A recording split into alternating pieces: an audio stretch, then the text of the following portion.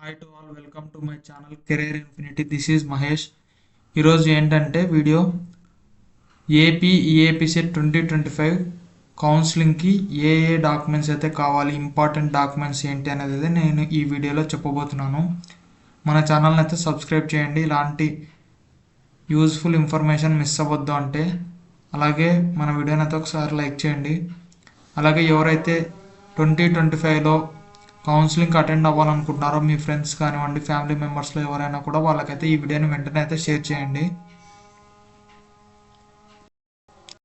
Important documents for AP EAPCET. First వచ్చేసి rank card 2025 AP rank card. అలాగే next వచ్చేసి AP EAPCET hall ticket, ఇది కూడా. Next వచ్చేసి intermediate marks memo. Next వచ్చేసి TC transfer certificate. Next వచ్చేసి 6th class నుండి intermediate second year వరకు అన్ని స్టడీ సర్టిఫికేట్స్ కూడా కావాలన్నమాట, ఒరిజినల్. ఈ టీసీ అలాగే ఈ స్టడీ సర్టిఫికేట్స్ అయితే మీకు సీట్ అలాట్మెంట్ అయిన తర్వాత ఒరిజినల్ డాక్యుమెంట్స్ అయితే మీరు కాలేజ్ మేనేజ్మెంట్కి సబ్మిట్ చేయాల్సి ఉంటుంది అన్నమాట. నెక్స్ట్ వచ్చేసి క్యాస్ట్ సర్టిఫికేట్ ఇఫ్ అప్లికబుల్. ఎవరైతే ఎస్సీ ఎస్టీ బీసీ ఇలా ఉంటారు కదా, వాళ్ళైతే క్యాస్ట్ సర్టిఫికేట్. అలాగే income certificate applicable. Caste income certificate రీసెంట్గా తీసుకున్నవి అయితే మీరు యూజ్ చేయండి. చాలా ఇయర్స్ బ్యాక్, అంటే ఒక 2-3 ఇయర్స్ బ్యాక్, అందులో ఒకసారి డేట్ ఉందో లేదో ఒకసారి చెక్ చేసుకొని అయితే మీరు రిజిస్ట్రేషన్కి అయితే యూజ్ చేసుకోండి అనమాట. ఎందుకంటే మళ్ళీ అలా ఓల్డ్ అయితే ఏదైనా ప్రాబ్లం వచ్చే అవకాశం ఉందన్నమాట. నెక్స్ట్ వచ్చేసి ఆధార్ కార్డు. నెక్స్ట్ వచ్చేసి residency certificate for non local candidates. ఎవరైతే నాన్ లోకల్ స్టూడెంట్స్ ఉంటారో వాళ్ళైతే రెసిడెన్సీ సర్టిఫికేట్ కూడా ప్రొవైడ్ చేయాల్సి ఉంటుంది కౌన్సిలింగ్కు.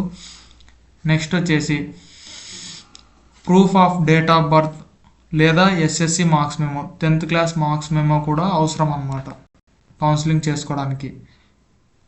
ఇక్కడ మెన్షన్ చేసినటువంటివి 10 సర్టిఫికేట్స్ ఏవైతే ఉన్నాయో అవన్నీ మ్యాండేటరీ.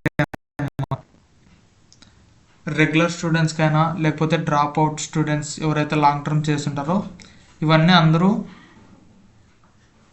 సబ్మిట్ చేయాలన్నమాట. అలాగే ఎవరైతే లాంగ్ టర్మ్ చేస్తుంటారో వాళ్ళైతే గ్యాప్ సర్టిఫికేట్ కూడా ప్రొవైడ్ చేయాలన్నమాట. జనరల్గా అయితే మీరు ఎక్కడైతే లాంగ్ టర్మ్ చేసి ఉంటారో ఆ కాలేజ్ లేదా ఆ ఇన్స్టిట్యూట్ వాళ్ళైతే మీకు ప్రొవైడ్ చేస్తారు. లాంగ్ టర్మ్ కోచింగ్ అయిపోయే లాస్ట్లో ప్రొవైడ్ చేస్తారనమాట. ఒకవేళ అలా చేయలేదనుకుంటే మీకు ఆ ఇన్స్టిట్యూట్ దగ్గరలో ఉన్నట్టయితే ఒకసారి వెళ్ళి అడగండి మేనేజ్మెంట్ని, మాకు ప్రొవైడ్ చేయండి అని.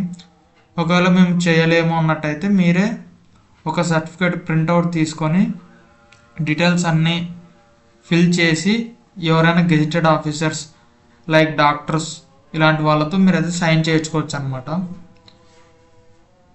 అది కూడా కన్సిడర్ చేస్తారు. ఒకవేళ అలా లేదు అనుకుంటే రెవెన్యూ ఆఫీసర్స్ ఉంటారు కదా, ఎంఆర్ఓ కానీ విఆర్ఓ కానీ, వాళ్ళతో ఆయన కూడా సైన్ చేయించుకొని అయితే మీరు వెళ్ళొచ్చు అనమాట కౌన్సిలింగ్కు. ఈ గ్యాప్ సర్టిఫికేట్ అనేది మీకు సీట్ అలాట్మెంట్ అయిన తర్వాత మీరు అక్కడ సబ్మిట్ చేయాల్సి ఉంటుంది అనమాట. వీటితో పాటు ఎవరికైతే ఎన్సీసీ లేదా ఎన్ఎస్ఎస్ లేదా physically handicapped CI cap certificate లేదా గేమ్స్ స్పోర్ట్స్ అలాగే బార్ స్పోర్ట్స్ సర్టిఫికేట్స్ ఇవి ఉన్నట్లయితే వీళ్ళకు కాస్త రిజర్వేషన్ ఎక్కువగా ఉంటుందన్నమాట.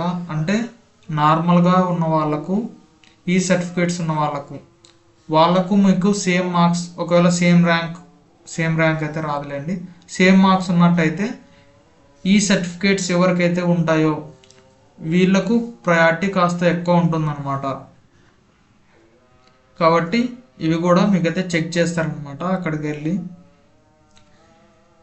అలాగే ఇలాంటి యూస్ఫుల్ ఇన్ఫర్మేషన్ మిస్ అవ్వద్దు అనుకుంటే మన ఛానల్ని అయితే సబ్స్క్రైబ్ చేయండి. ఎవరికైతే ఈ వీడియో అవసరం ఉందో వాళ్ళకైతే వెంటనే షేర్ చేయండి. Thank you.